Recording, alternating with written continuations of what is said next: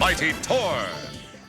Hey there, Gen Xers. Welcome to Gen X Countdown, where we dig into the best and sometimes weirdest parts of growing up in the greatest generation ever. Today we're firing up the time machine and heading back to the golden age of Saturday morning cartoons, the 1980s. Now everyone remembers He-Man, Transformers, G.I. Joe, but what about the ones we've totally forgotten? Trust me, some of these shows were so wild you'll swear you dreamt them up. The 80s was the golden era of animation, a time where every toy, cereal box, and fast food mascot seemed to have its own show. But while some became legends, others quietly faded into obscurity. We're talking forgotten gems like Mighty Orbots, a cartoon so epic it should have been the next Voltron, and Pole Position, which combined car racing with spy antics. What could go wrong? Stick around, because not only are we counting down the top 20, but we'll also uncover the shocking truth about a show that was pulled for being a little too controversial. Let's see if your childhood favorites made the cut, or if some of the... Earth, the 23rd. We're going to start with number 20, 1984, Mighty Orbots. This short-lived series was basically Voltron meets the Jetsons. Mighty Orbots aired in 1984 and revolved around a team of quirky robots defending the galaxy. The animation was ahead of its time thanks to its Japanese-American collaboration, but despite its charm and creativity, the show barely lasted one season. Why? The show tie-ins flopped and it just couldn't compete with bigger names like Transformers. Did you know Mighty Orbots had one of the most expensive pilot episodes of its time? Plus it had a cult following in Japan, even though it's often forgotten elsewhere. From now on, like your parents. Hidden at 19, Pole Position, 1984. Imagine Knight Rider, but animated. This 1984 gem followed siblings Tess and Dan as they fought villains with their super intelligent talking cars. Based loosely on a video game, the show tried to blend super high-tech action with spy intrigue. Surprisingly, Pole Position only aired for 13 episodes but managed to inspire a comic series in Europe. And despite its brief run, its theme song still lives rent-free in fans' heads. Trust me.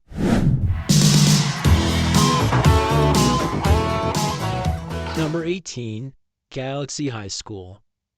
This is 1986, and if you've ever wondered what high school life would be like in space, well, Galaxy High School answered that question. The show followed two Earth teens, Doyle Cleverlobe and Amy Brightower, as they transferred to an intergalactic high school filled with quirky alien classmates. Amy thrived in the bizarre environment, while Doyle struggled to fit in, a classic fish-out-of-water comedy, but with tentacles.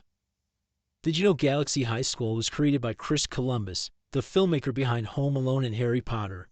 Also, it boasted a soundtrack by Eagles artist Don Felder, proof that even forgotten cartoons had rock star credentials.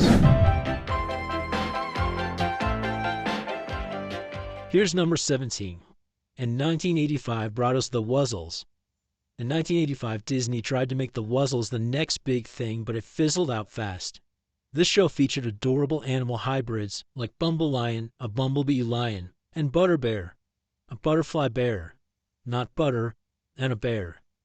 Living in a fantastical world where everything was a mashup of two things. The concept was as weird as it was whimsical. The WUZZLES was one of the earliest Disney shows to premiere on network television. Also, a little fun fact, Bumble Lion was voiced by Brian Cummings, who went on to narrate tons of classic commercials in the 80s and 90s. You'll definitely remember his voice. It is a time when magic is more powerful than science, and only those... 1987 brought us number 16, Visionaries, Knights of the Magical Light. Part medieval fantasy, part sci-fi adventure, Visionaries, Knights of the Magical Light was the perfect mix of swords, sorcery, and high-tech gadgets. The 1987 series centered on a group of knights who gained magical powers through holograms. Yes, holograms. They were displayed on their armor. Visionaries was one of the first cartoons to heavily incorporate hologram visuals, even into its toy line. And here's a wild one. It almost had a live-action movie adaptation, but it was shelved after the cartoon's early cancellation. Total bummer. Number 15, BIONIC 6. BIONIC 6 was the ultimate family of superheroes. Premiering in 1987, it followed the Bennetts, a seemingly average family who became bionic-powered heroes after an accident. Man, didn't they all. The animators for BIONIC 6 were produced by TMS Entertainment, the same studio behind Akira. And did you know the show's intro theme is considered one of the catchiest of the 80s?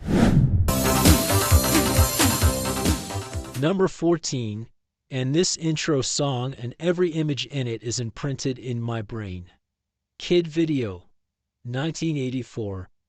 How about a rock band that gets sucked into a cartoon world? That was Kid Video in a nutshell. It premiered in 1984, and the series followed a real-world garage band trapped in a trippy music-themed dimension called the Flip Side. The voice actors actually recorded full songs for the series, and the tracks were even released as albums overseas. Also, Kid Video had a cult following in Israel, where it was far more popular than in the US. Number 13, this is hands down one of my favorites, Silverhawks. 1986's Silverhawks. From the creators of Thundercats, Silverhawks blasted onto screens in 1986 with a futuristic, space-themed twist. Silverhawks toys came out with real chromed finishes, but the paint often chipped, frustrating collectors.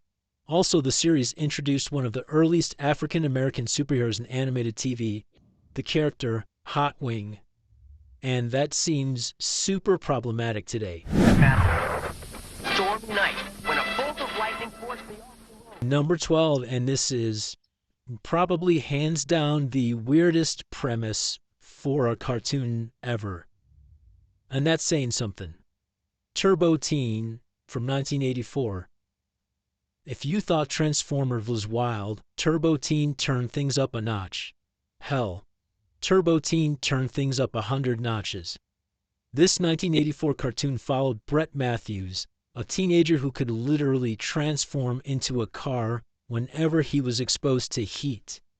I am not sure about that connection. That does not make sense to me. The transformation scenes in Turbo Teen were so unsettling that they inspired memes decades later, and I still use them today, and you should use them too. Coming in hot at number 11, Beverly Hills Teens. Think 90210, but animated. Beverly Hills Teens premiered in 1987 and followed a group of ultra-rich teenagers navigating their fabulous lives in, you guessed it, Beverly Hills. Beverly Hills Teens had some of the most detailed and expensive animation of its time.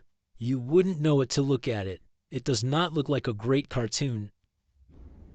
But there you go. Splitting this list right down the middle, number 10. Tiger Sharks. Created as part of the same Rankin-based universe as Thundercats and Silverhawks, Tiger Sharks splashed onto the scene in 1987. This underwater adventure series followed a team of heroes who could transform into sea creatures like dolphins and sharks to battle evil villains in their underwater world of Water O. Despite the creative premise and its connection to Thundercats, the show failed to capture the same magic. It was relegated to the segment in the comic strip anthology series and never received a standalone run. The Tiger Shark's transformation sequence was almost identical to Thundercats' Sword of Omen scene, a clear attempt to capitalize on its predecessor's success. Also, Tiger Shark's toys were released in extremely limited quantities, making them some of the rarest 80s collectibles today. Go dig through that garage, go get in that crawl space, go pop up in that attic, get you some Tiger Shark toys. You know you got a box of them somewhere. For ordinary teenagers. Until one day... Dinosaucers, 1987, and this is coming in at number 9. Dinosaurs and spaceships. Need we say more? Dinosaurs, which aired in 1987, featured anthropomorphic dinos battling for control of Earth. That's kinda what they all do. Led by the heroic Allo, the Dinosaurs faced off against their villainous counterparts, the Tyrannos. They even had human allies called Secret Scouts who helped them in their adventures. The show was pure 80s sci-fi cheese and had a ton of potential, but it never really clicked with audiences and was canceled after just one season. The intro is super familiar to me though. I remember the episodes, and I really remember that intro. It's a great one. Dinosaurs was one of the earliest cartoons to heavily incorporate educational facts about dinosaurs into its scripts. Also, the show's creator, Michael E. Uslan, was the same producer who helped bring Batman to the big screen in 1989, and that is a beautiful credit to him. Number 8, and I am not sure why they made this, Rubik, the Amazing Cube. This 1983 cartoon was inspired by the Rubik's Cube craze, obviously. Yes, a magical Rubik's Cube. The show followed a group of kids who discovered a talking, flying version of the iconic puzzle. Together they used Rubik's powers to solve mysteries and defeat bad guys. As bizarre as the premise sounds, the show had a certain charm thanks to its colorful animation and upbeat vibe. But with such a niche concept, it didn't have much staying power and only lasted one season. And that's fair. Rubik's voice was provided by Ron Popeil, best known as Arnold Horshack on Welcome Back, Kotter. Also, the show is one of the few 80s cartoons explicitly created to promote a puzzle toy. Horshack. That's awesome. Cops, Central Organization of Police Specialists. Number 7, Cops, Central Organization of Police Specialists. Cops fighting crime in a future time. This 1988 action series focused on a team of super-powered police officers battling villains in a futuristic city. Each officer had unique gadgets and abilities, making it feel like a mix of RoboCop and G.I. Joe. The show stood out for its gritty tone and impressive action sequences, but it wasn't enough to keep it on the air for more than one season. The character Bulletproof, the team leader, was one of the earliest African-American protagonists in an animated series.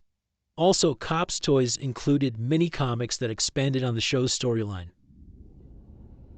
The Bulletproof name probably isn't as problematic as Hot Wing from Silverhawks, but there's still something there that we probably shouldn't talk about.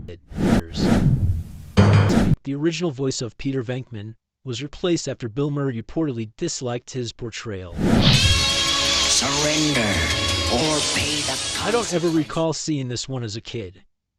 1987, I would have been 14. But it sounds like one that I would watch nonstop, and I might single-handedly keep it alive. Coming in at number 2, Spiral Zone. Spiral Zone is a dark, dystopian, and a little too scary for kids. Spiral Zone was one of the grittiest cartoons of the 80s.